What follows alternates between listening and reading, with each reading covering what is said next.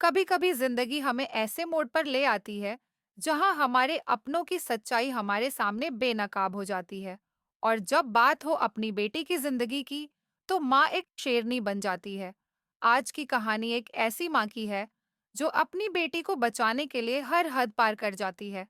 कहानी है पूर्वी, प्रार्थना, रौनक और आरवी की, जहां प्यार, साजिश, सच्चाई और इंसाफ की एक जबरदस्त टक्कर आपको देखने को मिलेगी। कहानी की शुरुआत होती है उस पल से जब रौनक सबके सामने सच का पर्दा उठाता है। वो प्रार्थना और उसके पिता किशन को बताता है कि भावेश और उसकी मां ने मिलकर कितनी घटिया साजिश रची थी। भावेश एक शादीशुदा आदमी है जो सिर्फ लालच में आकर प्रार्थना से शादी करना चाहता है ताकि उसकी जिंदगी बर्बाद कर सके, और यह सब पैसों के लिए किया जा रहा था। रौनक कहता है, मैं ये शादी नहीं करना चाहता था, लेकिन मैं प्रार्थना की जिंदगी बचाना चाहता था। इस एक वाक्य में रौनक का दर्द भी छुपा है और उसकी सच्चाई भी।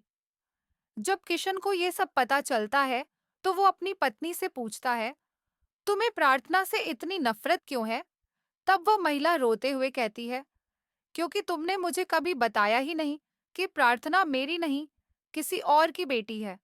यह सच्चाई सामने आते ही सभी रिश्तों की नींव हिल जाती है। भावेश अब अपनी असली औकात पर आ जाता है। वो प्रार्थना को जबरदस्ती शादी के मंडप पर ले जाता है।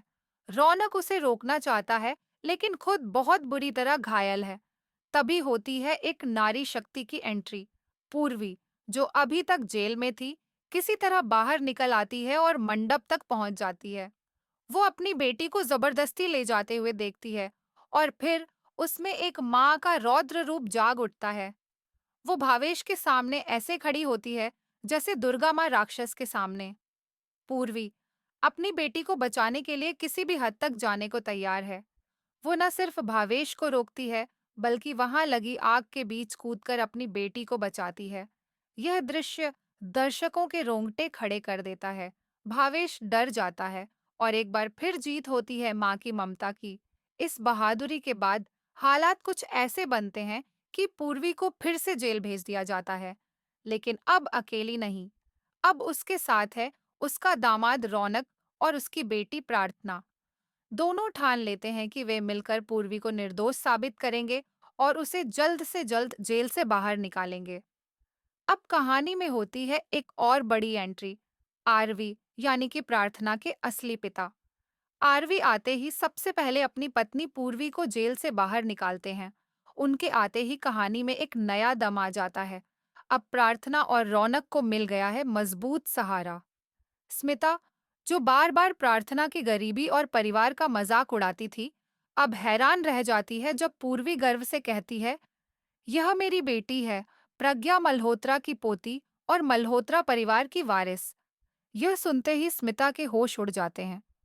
वह जो अब तक प्रार्थना को नीचा दिखा रही थी, अब खुद झुकने को मजबूर हो जाती है। पूर्वी और आरवी के सामने अब कहानी एक नए मोड़ पर है। पूर्वी जेल से बाहर आ गई है, प्रार्थना को उसका असली हक मिल गया है, और रौनक ने साबित कर दिया है कि वो सच्चा जीवन साथी है। लेकिन सवाल यह है, क्या भावेश अब भी कोई नई चाल चलेगा? क्या किशन की पत्नी अपना नजरिया बदलेगी? क्या प्रार्थना और रौनक का रिश्ता अब और मजबूत होगा? कि पूर्वी को उसका पूरा सम्मान वापस मिले? कि प्रार्थना को अब कभी न रोना पड़े? कि रौनक और प्रार्थना का रिश्ता और गहरा हो? तो नीचे कमेंट करें और हमें बताएं, आपको इस कहानी का सबसे मजबूत किरदार कौन लगता है?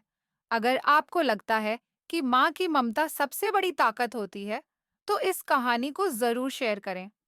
कमेंट करें, क्या अब पूर्वी और आरवी मिलकर अपनी बेटी के लिए नया रास्ता बना पाएंगे?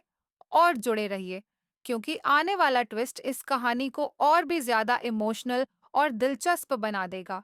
रिश्ते खून से नहीं, दिल से बनते हैं। प्रार्थना भले ही सौतेली बेटी थी, लेकिन पूर्वी ने माँ बनकर हर हद पार कर दी, क्योंकि माँ सिर्फ जन्म नहीं देती, वो जज्बा देती है जीने का। अब इंतजार है अगले मोड़ का, जहां सच्चाई फिर एक बार झूठ पर जीत पाएगी।